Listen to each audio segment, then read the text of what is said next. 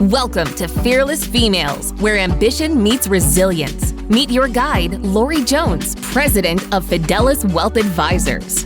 Join her and remarkable women executives as they uncover the triumphs and transformative moments shaping extraordinary careers. Ready to be fearless? Let the journey begin.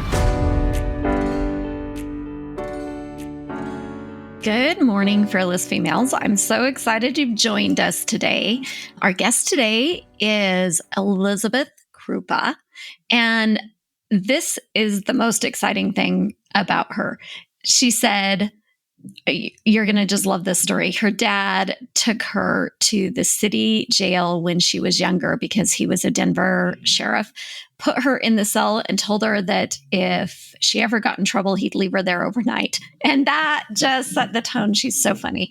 So I think the thing that I loved most about Elizabeth is just knowing that she knew what she wanted to be at 7 years old, and she was fearless in pursuing that career. She knew she wanted to be a lawyer, and that's what she did. So I hope you love her interview as much as I did.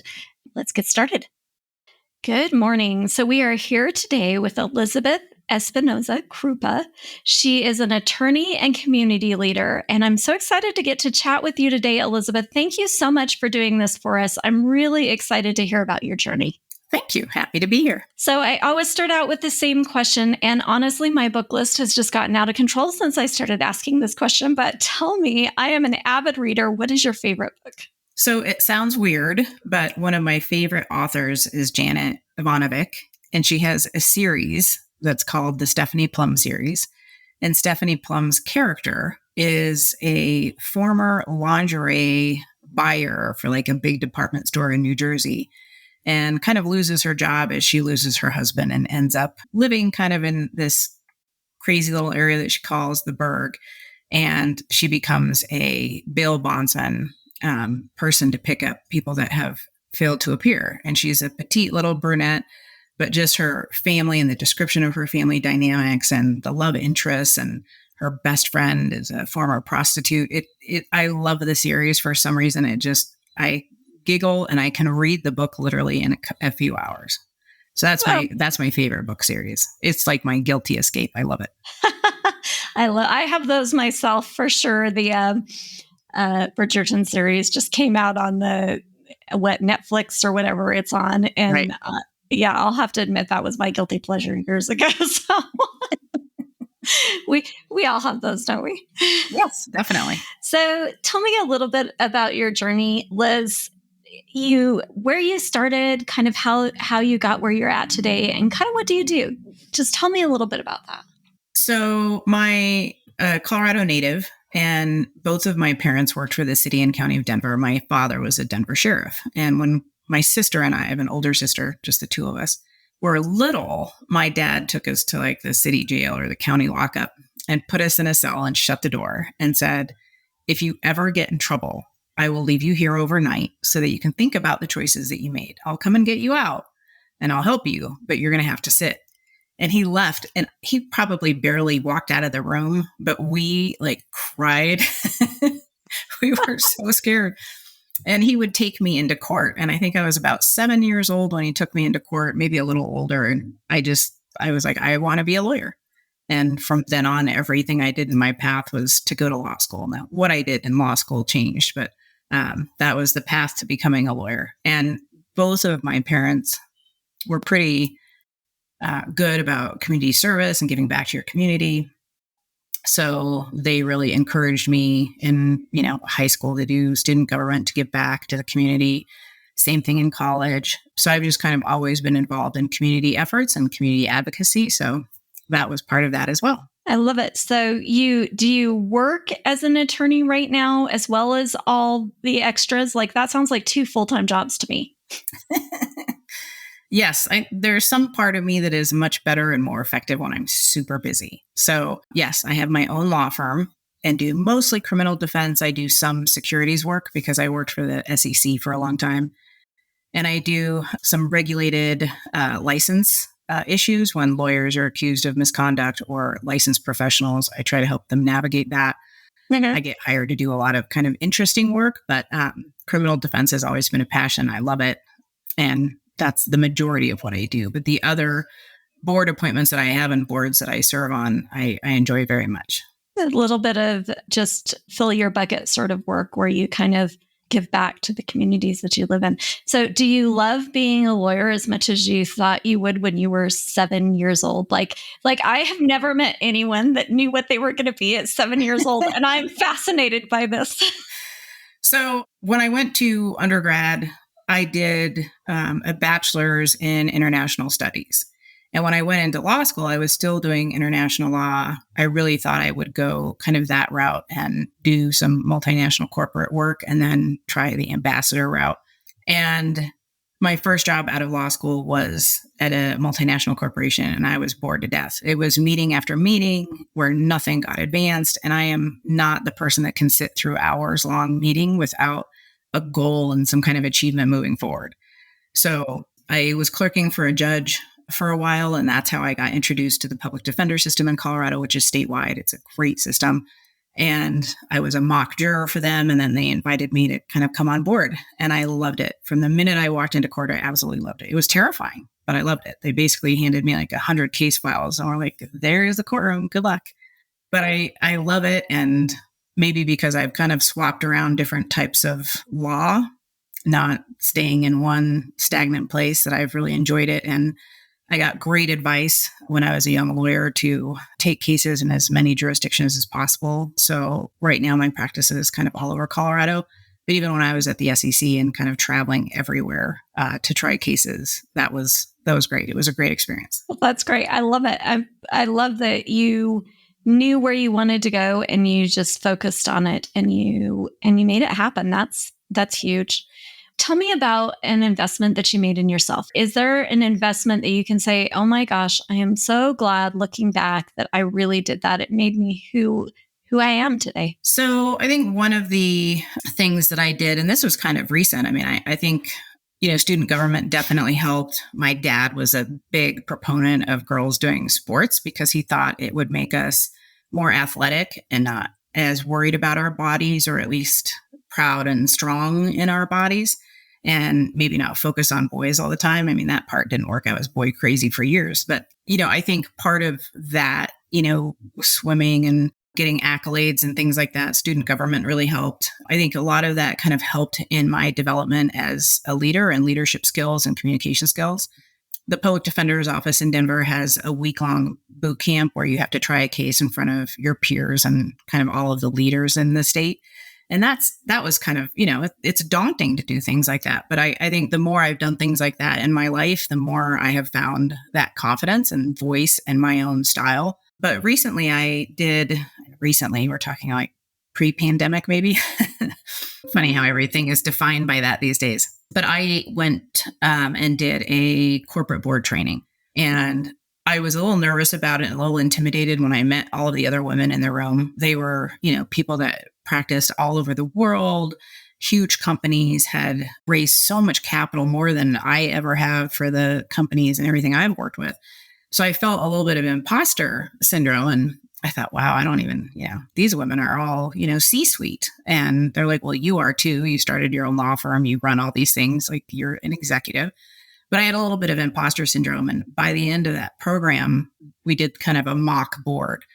And I was the chairman and CEO, and I had to go to all the different committee meetings. And a lot of the women didn't know what those committees did, or, how to really do boards. And I had done enough of that work that it really, I felt like, okay, you need to get over this. You can, not only do you know how to run a board meeting and every single committee and every, pro and con, but you're able and ready to do this. So that's one investment that I've made most recently that really did help with really just, again, that confidence building. Well, and it sounds like, Liz, you've been actually working on that investment for years and years and years, as you've been on these community boards and working in this space that, kind of filled the passion and helped you give back to your community, but it prepared you for that bigger opportunity. 100%.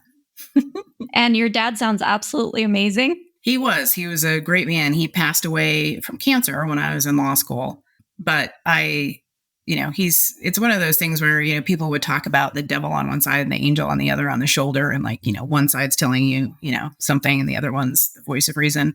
That's my mom and dad. My mom is like the most walking angel on earth kind of person. She's always positive. She's always happy, never say a negative word to anybody or about anyone. And not that my dad wasn't, but he was kind of brutally honest. You knew where you stood, if he liked you, if he didn't like it. He was just a very matter-of-fact person, but also a little bit of a rascal. So, there were times that, in my life, I had some choices and I was like, well, I could do the reasonable thing or I could just go for it. And who knows? So I think I've got a little bit of both of them, and hopefully my mom wins over more times than not, but it's good to be adventurous. I love that your dad put you in a cell. How old were you? We were little. Like, I don't even think I was double digits yet. That's got to be one of the most impactful ways to teach that lesson that I can think of. So I think that's funny, actually, but I wasn't the one in the cell, so maybe. No. I mean, he had plenty of those teaching moments as I was growing up. I love that he encouraged you to. It sounds like he was encouraging you to, to not be so body conscious or to take a lead and try something, to be a little bit fearless. Yeah, he was definitely that. What about the worst advice? Can you think of someone or some advice that you got that was you're like, I'm glad I didn't take that advice, or maybe you did take it and you learned something from it? So years ago, when I was interested in board service, I was vice president of a national association. And we had worked with the National Association of Corporate Directors and some security companies to do some training to set Latinos apart, or at least help Latinos get some training to try to help them diversify boards, both public and private, but just to try to help increase diversity on boards. And so we got a cybersecurity training. And when I finished that training with NACD and the cybersecurity stuff, and this is years ago. I mean, this is, probably 10 years ago, before it was even kind of huge. So I did this program, and when I finished, I had my little certificate, and I, felt like, okay, now is the time to get out there and start talking to people about board work. So I went and talked with a CEO of a big radio kind of media conglomerate, and he had been a very big proponent of women on boards and diversifying boards. And I went to talk to him, and he kind of wrote on this whiteboard all of the reasons why it would be really difficult for me to get on a board, not just as a lawyer, but with prior securities, different issues like that. He had literally put up a bullet point of reasons why it would be really hard for me to get on a board. And he was like, I'm not trying to discourage you. I'm just trying to be honest, because, there are lawyers on boards, but they're not lawyers with your experience. Somebody that's a litigator, worked at the SEC for 10 years, does all of this ethics work. They should want you on their board, but they're going to be scared that you're going to ask questions, you're going to dig deep, all of these things that are kind of frightening. And he said, where you might get on a board is someone like Target when they had their breach, or company that's in trouble, and publicly they want to look like they're fixing it. So they'll put you on the board as like, oh, look what we did. We're so transparent. We're trying to make everything great. And then, he just said, I would be careful about that. I think you don't want to get put into that position. And so I kind of walked away from that, with, the tail between the legs kind of thing a little bit. And I was a little mad, not at him, because I appreciate honesty 100%. But I just thought, I think there are times where you're told no in your life, and you either go, okay, if this door is shut and I can't open it, I'll go around it. I'll find a different door. I'll do whatever. And ultimately, I just thought, no, I'm going to use this as some motivation to try to push my way to keep doing this. Mm-hmm. I think now is a different time than it was back then. I think with just the way our culture is today, and massive mistrust and disinformation, and there's not as many public companies as there used to be. There's just a big shift in what consumers want and how they want it. There's a big shift in leadership and management that I think, now might be a better time for me. So there were a lot of things that happened in between that kind of diverted me from that search, but I'm back on it. I like that. So you took that advice, realizing that it came from a good place and was valid, or, at least those were probably actual things you probably needed to worry about. But rather than saying, okay, this destroys okay, I'm going to take a different direction because that's obviously not going to happen. You evaluated it, but you said, okay, this is going to make me stronger. I'm going to figure out how to overcome this list of problems he's put up. Do you wish he hadn't have put up the problems for you, or are you grateful that he told you what might be an issue? I'm grateful that he did. I've talked to other women in the legal community, like, lawyers that have tried to get on boards and lawyers that have successfully gotten on boards, all women, and they were told the same thing. And we kind of talked about it because we all had different backgrounds, but it was refreshing as well to talk to some other people that just said, Liz, it's not that you know regulatory work or that you have, this recognition as an expert in ethics. It's really your ability to communicate, to problem solve, to think quickly, to be able to evaluate different sides. I mean, that's what a lawyer is. That's how your brain is taught. There's so much that just your education and experience bring to the table that boards should appreciate. It's very different than M&A experience or HR or IT or mining, right? But it's applicable in different fields. So it's been good to have feedback to help me have a voice in my own value for that. Yeah. And I probably, these are, 3 or 4 things I need to worry about, but here's the strengths on this side, the value. I like that.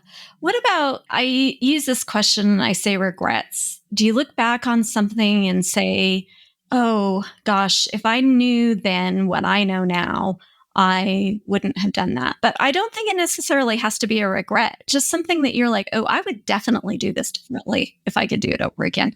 I think both professionally and personally, I don't really have like a massive type of regret. I can tell you that one thing that I think significantly impacted me and changed things for me, not in a huge direction, but obviously a big thing, was my late husband was diagnosed with cancer when he was 40.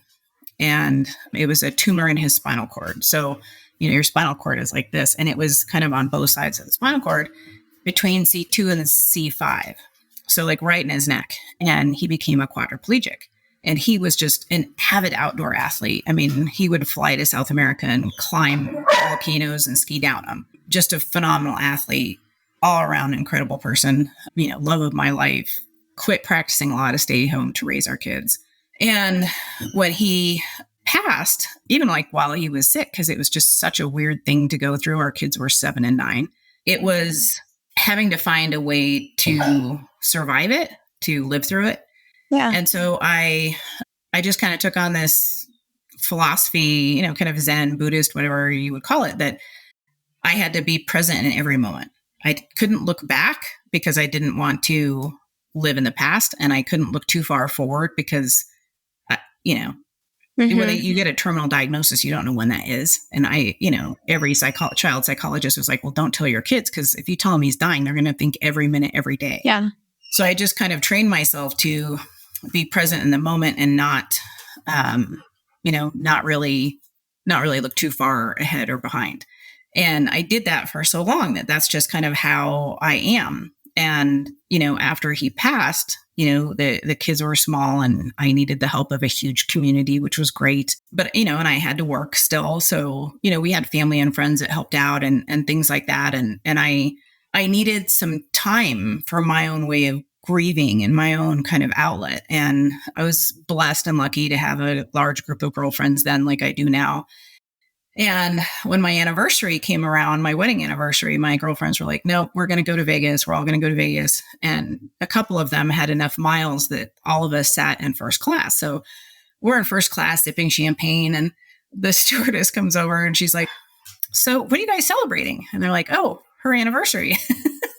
They're like, oh, without him? And like, nobody wanted to explain it. Yeah. But it was, it was nice to have, as a woman and a mom and a whatever, kind of a group to help me with me, because I was so focused on the kids and, responsibilities and things like that, that it was good for me to have that. But there's times where I'm like, geez, I love my kids. I think they're great people. But I told him, I'm like, all the money that I saved for college, if you don't use it all, I use it for therapy, because I'm sure I screwed stuff up along the way. Not really sure that I managed all of that. Because I remember my son telling me once, well, both of them tell me all the time, they're like, you're just the strongest person I know. You're like a strong metal, like you don't break. And I'm like, well, I didn't let you see it. I grieved plenty. I was afraid if you saw me break down that it would scare you. And I was trying not to do that. So there's things like that like now that they're, 15, 10 years, past. Yeah. That they're like, well, wait a minute. I'm like, oh, okay. Note to self. Maybe not the way to do it next time. So there's things like that I'm like, oh, darn it. Well, try not to beat myself up about it. But there are those moments where I was like, okay, well, what do we do? Write a book about, how to deal with your spouse dying and raising your children. So yeah, really hard things to do, hard things for people to help you through. And I know that there's moments in my life where I look back and I'm like, I did the best I could. And yeah, they're just going to have to get therapy to help them out with the things that I couldn't figure out. But I do like the idea that you brought up that just sometimes as strong professional women, and we do tend to look like we've got it all together all the time, and that's, at least in my case, maybe everyone else really does have it together all the time. But in my case, that is absolutely not true. And I'm scared sometimes, and I'm vulnerable sometimes, and I don't know what I'm doing sometimes. And I think that helping those others in our life, and maybe not just our kids, but those that, we're helping to mentor through the situation, to say that, hey, yeah, we've had those times too. We've been scared. We don't know what to do sometimes. This is how we deal with it. Well, and I think it's, it's interesting. I have some good friends that are in law enforcement or in other, fields that are male dominated. They always tell me, you're like a guy. You just like how you act sometimes. And I said, well, I think that's partially my dad's influence and partially the fact that I'm in a male dominated profession and I had to be both mom and dad. It doesn't bum me out when people say that, but it's like, I think there are so many attributes that women have in strength that are, oh, that's so much like a man. It's like, well, why can't I just be a strong woman? Why do I have to be acting like a guy? Hey. Yeah.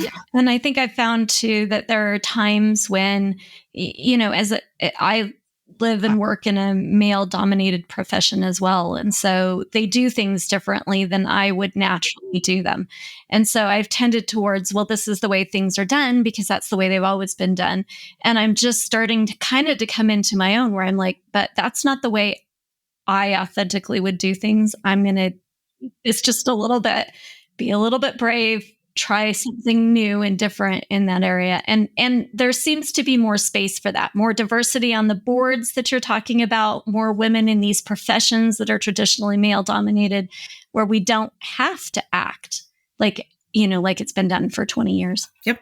And it's interesting because I think with some of the things that are happening, in our world right now, kind of some of the Supreme Court decisions, some of the pushback to diversity and inclusion efforts, different things like that. I think, people are worried that, how the pendulum always swings, right? Like it'll swing one way and then it swings the other, that we're kind of in this path again, where women are going to start losing voices and losing positions and things like that. And I understand it and I hear the concern. I just really think that when you live in the society that we do, that is consumer driven, that there's always going to be a need for that voice that isn't predominantly men. And I don't think that means takeover or, equal numbers or any kind of initiative. I just think if you really want to have a successful business and you want to have retention, you want to have a good reputation, you want to have good leaders, it can't just be one-sided. Yeah, you've got to include lots of different voices, lots of different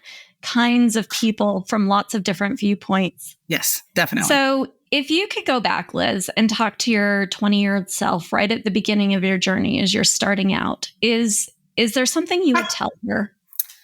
I think the only thing I would tell myself a little bit more And I don't know necessarily at 20, I was trying to think 20. I was in college and I was having the time of my life. So I don't know that. All right. 22, 24. College was amazing. Even law school, even though it was hard, it wasn't like daunting. Mm-hmm. But what I think sometimes and what I tell my mentees is really, you have to be true to who you are. And so, there's a lot of different influences that try to tell you one way or the other. I have a mentee now that I just finished a homicide trial, and she sat through it with me. And she said her guidance counselor or whatever at college was trying to get her to be a professor and not go to law school, but she was really interested in being a lawyer. And I think my homicide trial may have scarred her a little bit. But, I said, I don't know that there's a wrong choice, right? Like you could go to law school and still be a professor. You could become a professor and decide you want to continue your education and do law. There's no infinite thing, right? And so like both of my parents, like I said, worked for the city for 30 some years, retired with great benefits at 55. Nobody does that anymore. And I just think it's crazy because I don't know that we always stay in the same job. I don't know that we stay in the same mental place for a job. And I think people switch jobs more easily, even switch professions more easily, or say, I don't like law. I don't like the pace. I don't like the work. I don't like being away from my family. If that's the case, I'm going to go. I mean, I have friends that went to law school with that quit to be ski instructors and they're happy. So, I just try to tell them, I'm like, you may think you know a path and it can change or divert, whether it's you get a divorce, you lose a family member, God forbid you lose a child, life will throw things at you in different ways that you have to adjust. And the more flexible that you can be with those things, the better your personal self will get through it and help those around you. So I think if anything, I would just have gone back and said, don't worry. When my husband passed, I had worked for the government my whole life, like my career. After the state public defenders, it was the federal defenders. After the federal defenders, it was the SEC. After the SEC, it was the state Supreme Court Office of Attorney Regulation. And, I had a salary. I had insurance. I had all these things as a now widowed single mom. And to start my own law firm was just frightening. I mean, apart from having kids, it was the most scary thing I had ever done. So I think not be afraid, because I think that's silly. You're going to be afraid. It's okay to be afraid, but to try to be a little flexible with changes, embrace them even if you can, because I think that's a better way to help you through transitions. So are there any tips that you would say that kept you flexible through these changes, or any ways that you could become more flexible? I think so. This is going to be interesting. I'm 55 and I say boyfriend. My boyfriend meditates, and I think he's done like Tony Robbins and some other kind of coaching things. And so one of the things that he loves to do is like these vision boards. And, I used to journal all the time when I was younger. I kind of stopped after my husband passed. But like, when he and I kind of sat down and said, okay, if we want to buy a house together, if we want to take a vacation, if we want to travel like we want to travel, let's look at what that looks like and what we need and kind of a guide and, where we have some flexibility. And I had never really done a lot of that. So that influence was great to be able to say, oh, here's a good way to do this. And if you can see it and see kind of the different paths you can take and where you have a give and take, I think that's a good thing. And it kind of reminds me like, back in the days that I was boy crazy, and it was like, well, let's make a list. What the perfect guy is, where you're willing to whatever, And I think that now too, when, friends or mentees are like, I don't know about this job. I don't know about this school. And I'm like, okay, let's make a list, pros and cons. Like, let's look at it. And I think some of those things are really helpful to be able to evaluate it. So it's not kind of an emotional block, if that's the word. I think sometimes too, as you're talking about vision boards, that's a great idea. That's a really good suggestion, because it kind of gives you an idea of like, if I could have anything in the world, where would I go? And I think that changes, depending on your season and time of life. But I do think that it's good to kind of visualize, because sometimes you can actually make that happen, as you realize that that's a goal that keeps coming up, or that's a vision that you see for your future that keeps coming back. You kind of work towards it. Yeah. I think too, it, depending on like, he keeps it on a whiteboard, and it's like by his desk as kind of like a reminder. And so, I think there's little things like that. Like I have a friend that is kind of not, I wouldn't say prone to depression, but just has some moments from health issues. Mm-hmm. And so, I encourage her to, like, before you go to bed at night, write down 3 great things that happened, or in the morning, 3 things that you want to get done, or somebody you want to call, or something like that. And then when you do it, you feel success. You feel, to really practice gratitude and not a list of 25 things so that you're overwhelmed. And when it doesn't happen, you're, beating yourself up about it. So one thing I think about having, like, whether it's that vision board, or, like I said, the 3 things of gratitude, or the 3 things you're going to accomplish in a day, I think anything that helps you stay positive, stay focused, kind of bolster you is a great thing. And I think what he does with that, whiteboard is really accountability, like self-accountability, which is hard for you to police yourself, for lack of a better word. Yeah. Yeah. It's really easy on January 1st to sit down and write out your vision for a year, 10 years, 15 years, whatever you want. And then you put that in the drawer somewhere and you don't look at it again the rest of the year. And then January 1st, you're like, oh, I didn't even remember that's what I said. So I think that idea of having it very present is great. I love the idea of a whiteboard. Maybe I'm looking around my office trying to figure out where I'm going to put mine. So yeah. And it's kind of funny because I got, like, a little one for the bedside table, like, just so I could, put a couple of things that were great that happened, or, like, I will wake up at night sometimes and go, oh my gosh, I forgot to do this. And, if I put it in my phone, or I put it on that little whiteboard, I'm like, it just kind of helps you let go of it. Oh yeah. Kind of like, I love doing yoga, but I'm really bad at meditating. I'm fine with quiet time, but when it's, like, guided and people are talking to you, I just get the giggles. I'm like a 5-year-old boy. And, there some friends of mine do meditation to sleep. And so, I have a ski condo in the mountains, and we would go up there for girls' trips, and they would, I could hear them with their sleep meditation. It was, the deeper you go, the farther you feel, the farther you go, and I was like, I just busted out laughing.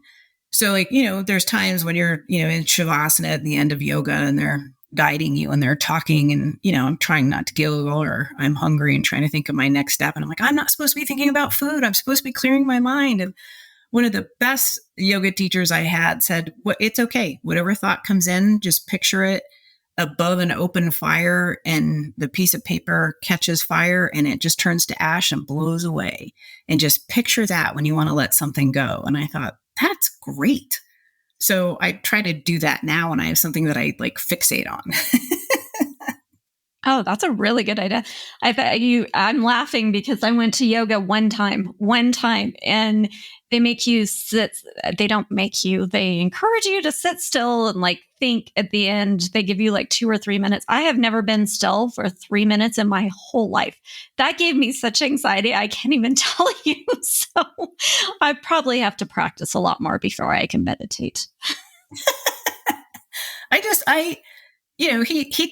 He literally can meditate for an hour at a time. And I'm just like, I get up and start cleaning or make a grocery list. Like, it's so, and maybe that's just because I'm so used to kind of going. But I think those moments of stillness are important. I can definitely do it at a beach or at a pool. Yeah. I want to get a suntan. So I got to be able to figure out how to do that, even if it's just a few hours a day, I think is important. Yeah. I agree. And maybe I'll write it down on a goal and put it on a whiteboard where I can see it.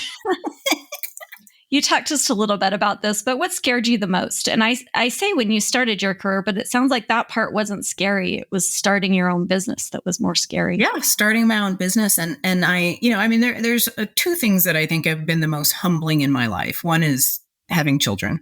I was 4 or 5 when I got married. And, we were married for like 5 years without kids. And then one day it was just kind of like, hey, you want to have kids? Okay. I was never that woman that my whole life I wanted them. And my sister was, and I was like, God, is something wrong with me? Like, what's going to happen? And, being pregnant was great. I felt like Wonder Woman. I felt like I am the giver of life, and I was just amazing and what your body can do. And then, when we brought him home, my first child home, we both cried. We were scared to death. I just thought, I'm going to break it. Like, what if I'm inept? I can't do this. Yeah. And that was one of the scariest things. No instruction manual. They don't send you home with any instruction manuals. They just give you this living human being. Right. And now I still crack up when, my friends that didn't have kids are about to, and they're like, oh, it's not going to change our lives. I'm like, good. I remember saying that too. I also remember, hearing a kid having a tantrum in the store and saying, my kid will never do that. Uh-huh. Oh, yeah. They're just, they don't know how to voice it. And there's some gentleman that works at like, I don't know if it's karate or some kind of like martial arts gym. And they're boys ranging in age. And he is just so good with them. Like, they'll do like a little match and one of them will get really upset. And he's like, no, stop. And everybody has to stop. And he just kneels down next to him. And he's like, what is happening? Where is this coming from? Is this anger? Is this hurt? Is this sadness? And he just really encourages these boys and young men to voice emotion and find a way to move through it that doesn't affect how they move through life. And I just think that's so powerful, right? Like now that we talk more about mental health than we ever have in the past, it's still hard to navigate emotion. So, I think part of it was just that, having a child is such a huge responsibility and scary because you realize like it's you did this, you brought it into this world. You gotta now take care of it, and how much care. One of the most rewarding things though. And then, obviously starting my own law firm, I had never run a business. I made a lot of choices when I first started my firm that, a couple of years later, I was like, oh my God. And even now, like I did what most people did. I named it after me, the Law Offices of Elizabeth Espinosa Krupa, LLC. And now I kind of think about it and think, oh, I should have just given it like a fun name. Like just, in Colorado, there's these, I think it's Colorado Department of Transportation trucks. You see them go by and it says incident command. So like anytime there's a big crash or, whatever happens, they help you with changing a tire. They help you with, whatever, but they're also there in case there's a crash or a spill or whatever. And I just thought, oh man, that would have been a great name for a law firm, is Incident Command. Yeah. So, different things like that through life that you're like, it was super scary. And now that I know how to do it, I try to talk to younger lawyers and like, I really want to start a firm. I'm like, okay, but here's the do's and don'ts. Yeah. And where here's you can some things really I get learned. trouble. Yeah. Yeah. I like that the instructor sits down with the boys. A lot of times the girls are allowed to have and name emotions and stuff like that. But the boys a lot of times are taught to suck it up. And I like that he sits down and is like, what are you feeling right now? And he just like, he's just so intuitive to see it, right? Like, I mean, you can tell when somebody's either frustrated or, something like that, but he really like just gets down to it, and in a really kind of encouraging way, not like super soft, like coddling or anything. He just very matter of fact, and they respond really well. It's a good lesson, I think, to watch. I think, and it probably works across multiple disciplines too. I can see that working really well in a team environment when you're doing coaching. Some of those things maybe can be headed off if they're naming what they're feeling and trying to work through that emotion and not letting it cloud what else is happening. So I like that. What about challenges uniquely because you were a woman? Is there anything you've run into in your career that was something that was a challenge just because you were a woman? I think probably a few. Practicing law for sure. I think that type of profession was the first time that I really felt it. And some of it was like, when I was at the Colorado State Public Defender's Office and even the federal defenders, there were so many women and women in leadership positions and female judges. And it didn't feel as isolating as when I went to the SEC. And I had worked in the federal government, but on the criminal side. And, then I get into the Securities and Exchange Commission. And of the many, many years I worked there, I think there was only one time over 8 or 9 years, something like that there was a woman on the other side of the table for me. It was largely men, male judges, and just, kind of it was the first time I really noticed that. Mm-hmm. And the first time that I got some really bizarre experiences that only happened because I was a woman. I was litigating a big case in Texas, and I won't say who the opposing counsel was because it will identify him, but he, we were on a break of a multi-week trial, and he we're walking out of the courtroom and he's like, Elizabeth, why don't you just let my people go? And I'm like, well, you can't lie, cheat, and steal on your periodic filings. Like, you can't. That's why we're here. And he said, why don't you come back to my place instead of going to lunch? We'll have a little bubble bath, a little champagne. We could probably get the salt. And my co-counsel was a male and he just went ballistic. He was furious. He said, you need to put this on the record. You need to discipline him. You need to blah, blah, blah. And I said, why? All I did was turn around to the guy and say, is your mom still alive? And he said, no. And I said, I think she would turn over in her grave if she heard you speak to a married mother of two like that. And I just walked off. And I thought that was fine. Right. And everybody was like, you should have done this. I'm like, no. If I would have gone back to the judge, he would have printed that transcript and hung it up in his office.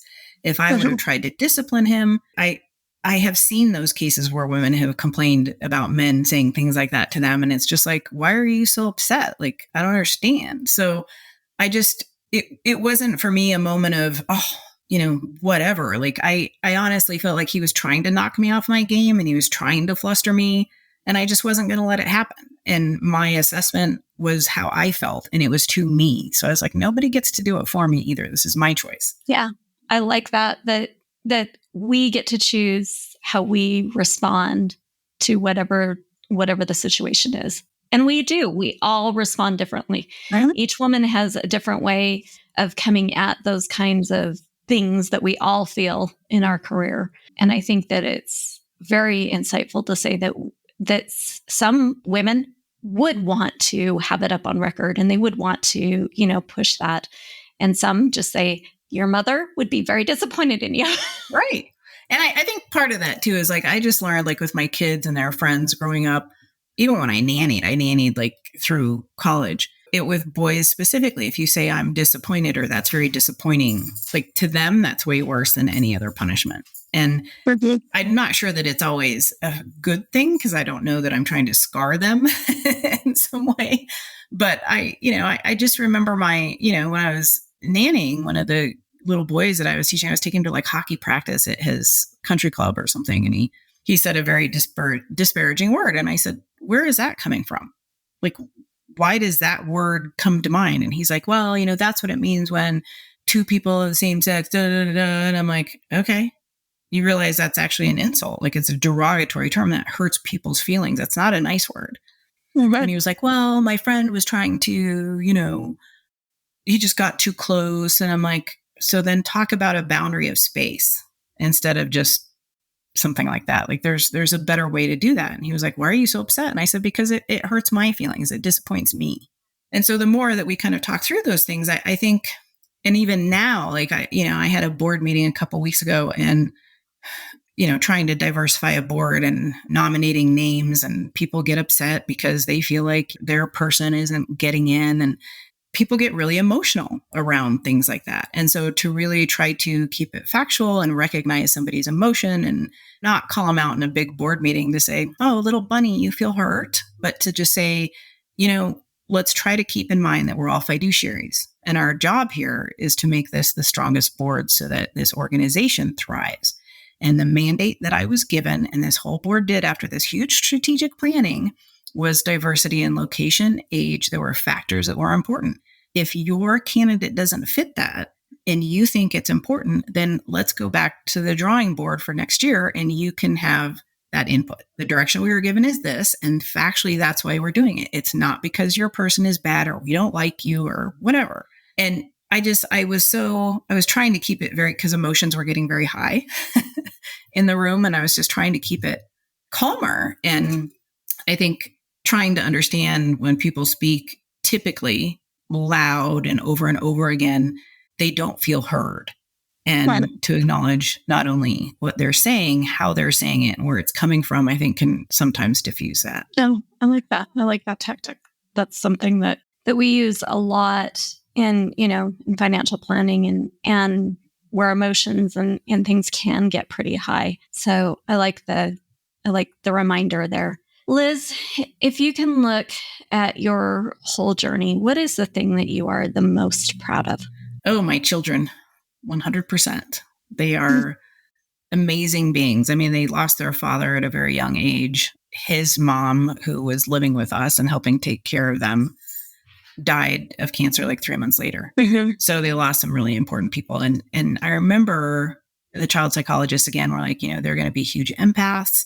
These are the things that are how they're going to be in life. And I, tried to talk to them about, I know this is horrific, but this isn't a license for the rest of your life to be mad or to feel robbed, or that's not a service to who he is and who he was. Like, you need to honor that. And I'm so proud of who they are.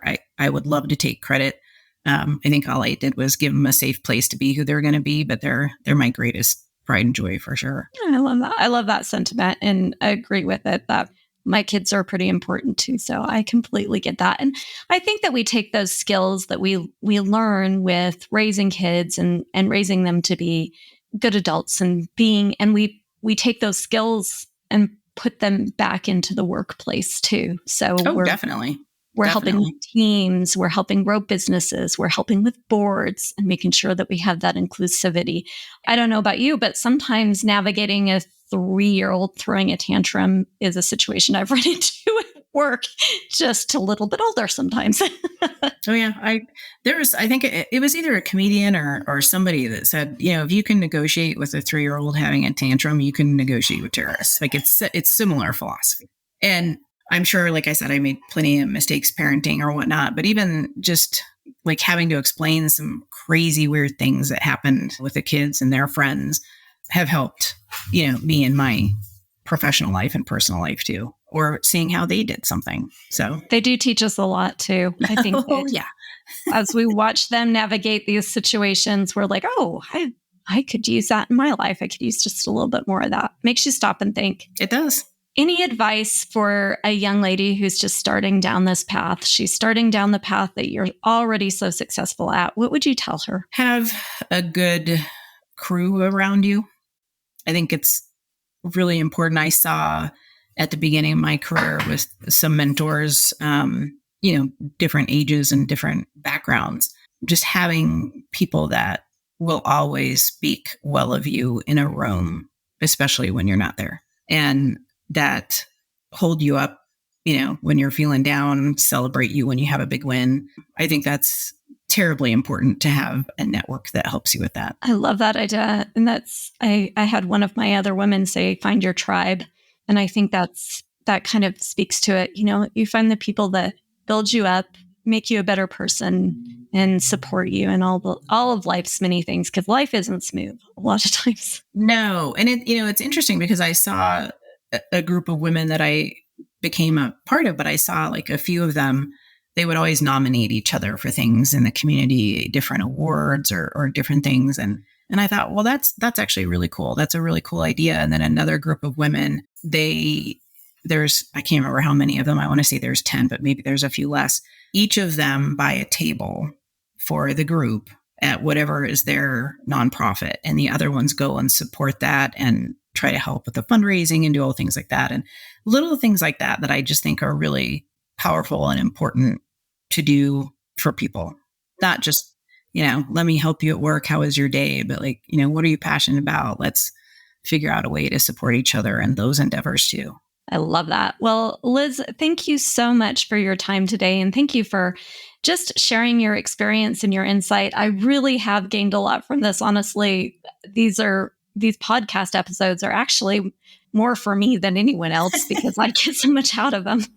But if I have a listener that wants to get in touch with you, ask more questions, just reach out. How would they do that? You can contact me on LinkedIn. You can message me. Most of my contact info is there, and I'm sure it's online. Yeah, it's probably scary how much of our stuff is online. Well, thank you so much, Liz. I appreciate you doing this for us, and thanks so much. Of course. Thank you.